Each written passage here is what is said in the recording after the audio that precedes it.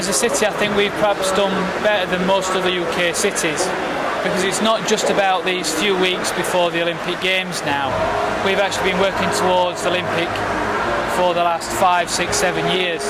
So when London announced the Games, we became the home base for British boxing, British volleyball, British table tennis, British diving.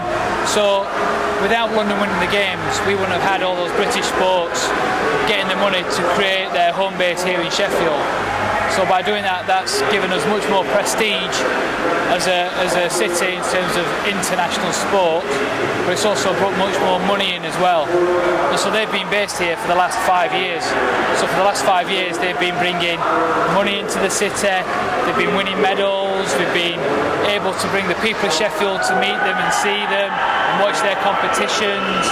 It's helped us attract international events to the city as well, so things like the FINA Diving World Series, where we've had China diving here, we've had the US diving here, Russia diving here.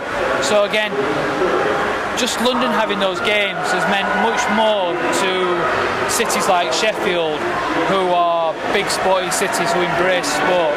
So I think we've done very, very well out of it so far.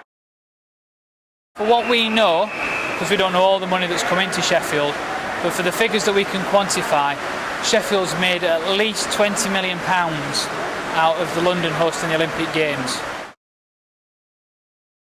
There's now more sporting facilities in the UK that some of our British teams will look at for competitions or training camps. So for example, the swimming pool in London will become a rival to Ponds Forge for the British Swimming Championships and European events and things like that. So we've got a new rival. And while everything is new for the Olympic Games, I think for the next few years you'll find that sports do want to go and use the new Olympic facilities.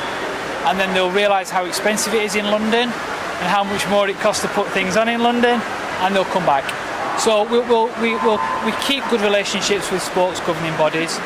We keep providing them very competitive prices, so we don't scare them away.